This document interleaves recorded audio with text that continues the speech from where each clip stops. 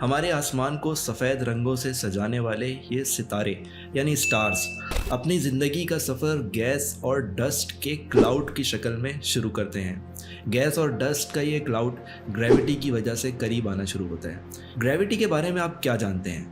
बज़ाहिर बहुत मामूली सी नज़र आने वाली ये फोर्स हमारी इस यूनिवर्स का इंजन है। इस यूनिवर्स में नज़र आने वाले मुख्तलिफ़ रंग, ये गैलेक्सी, ये सितारे, ये सूरज, ये सब कुछ, यहाँ तक कि हम खुद भी, इन तमाम मंज़रों के पीछे एक ही फ़ोर्स काम करती है जो कि ग्रेविटी की फ़ोर्स है। एक स्टार ग्रेविटी की वजह से जन्म लेता है और फिर अपनी ज़िंदगी के ख़ात्मे पर यह स्टार ग्रेविटी ही की वजह से रंगों का एक आतिशफ़शा बन जाता है जिसको हम सुपरनोवा के नाम से जानते हैं। और फिर ये सुपरनोवा ग्रेविटी ही की वजह से हमारी आज की साइंस की एक बहुत ही मिस्टीरियस ऑब्जेक्ट यानी ब्लैक होल में कन्वर्ट हो जाता है।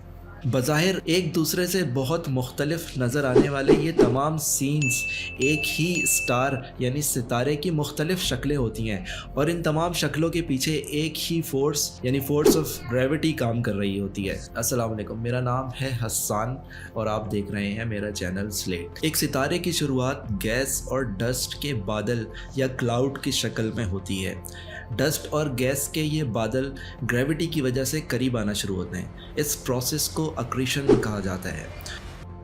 ये डस्ट और गैस की लेयर इतनी ज़्यादा थिक होती है कि इसके बीच में से रोशनी भी नहीं गुजर सकती, जैसे कि हबल टेलीस्कोप से नज़र आने वाले ये गैस के पिलर्स।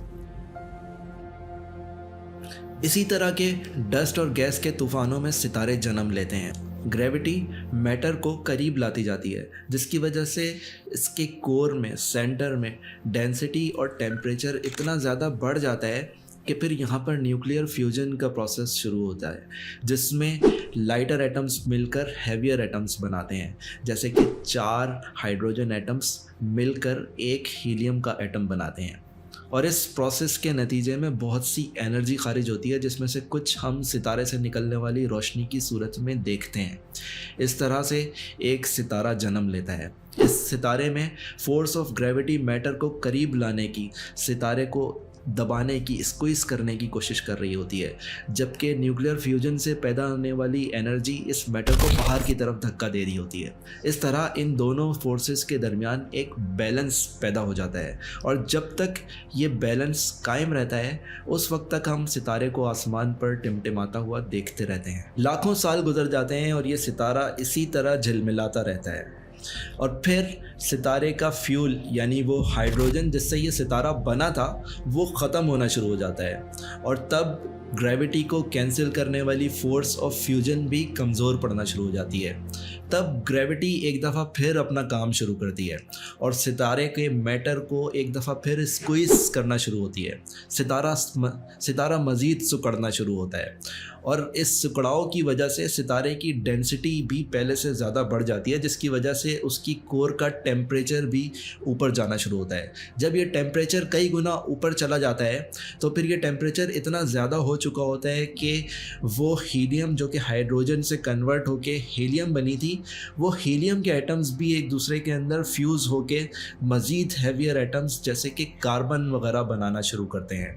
हमारे सूरज से कई गुना बड़े सितारों के कोर का टेम्परेचर बहुत ही ज़्यादा होता है और हर दफ़ा जब एक लाइट एटम फ्यूज़ होकर हैवी एटम में कन्वर्ट हो चुका होता है तो कोर का टेम्परेचर सितारे के सिकुड़ाव की वजह से मज़ीद बढ़ता है और फिर वो हैवियर एटम अपने से मज़ीद हैवियर एटम्स में कन्वर्ट होना शुरू हो जाता है, जैसे कि कार्बन के बाद नियॉन, ऑक्सीजन, सिलिकॉन और यहाँ तक कि आयरन बनना शुरू हो जाता है। लेकिन हमारे सूरज के साइज़ के सितारे अपनी ज़िंदगी के सफ़र में इतनी दूर तक नहीं पहुँच पाते, वो इससे बहुत पहले ही ख़त्म हो जाते हैं। आयरन तक का सफ़र तय करने के लिए हमारे सूरज से कई ज़्यादा गुना बड़े सितारे होते हैं जो आयरन तक का सफ़र तय कर पाते हैं और ये सितारे भी जब एक दफ़ा आयरन बना चुके होते हैं तो फिर यहाँ पर न्यूक्लियर फ्यूजन का प्रोसेस इफ़ेक्टिवली ख़त्म हो जाता है क्योंकि आयरन की ग्रेविटी इतनी ज़्यादा होती है कि सितारा बहुत ही तेज़ी के साथ अपनी ही कोर के ऊपर कोलैप्स करना,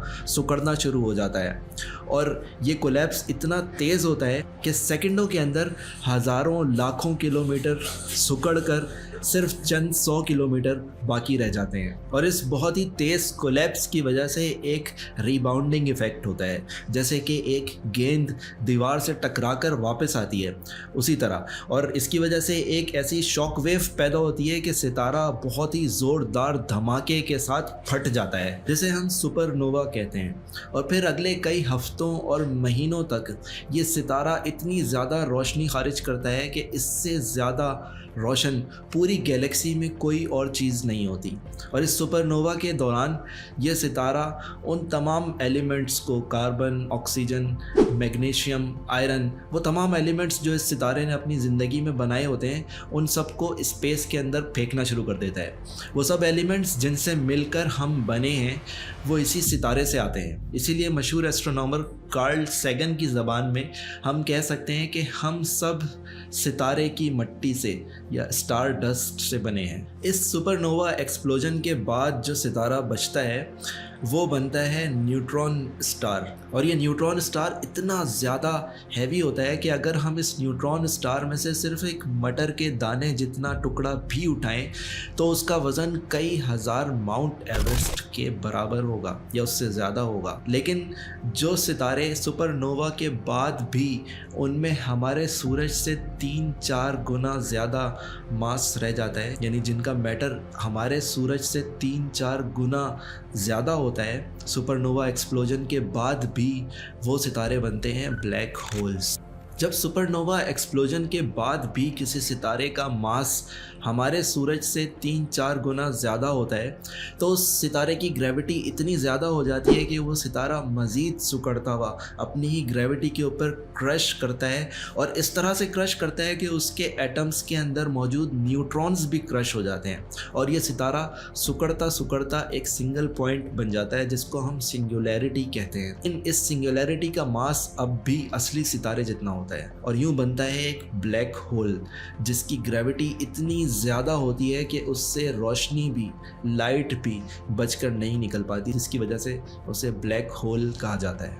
अगर आपको ये वीडियो पसंद आई है तो मैं आपसे वही दरख्वास्त करूँगा जो मैं हमेशा करता हूँ कि इस चैनल को सब्सक्राइब करें और इस वीडियो को लाइक करें।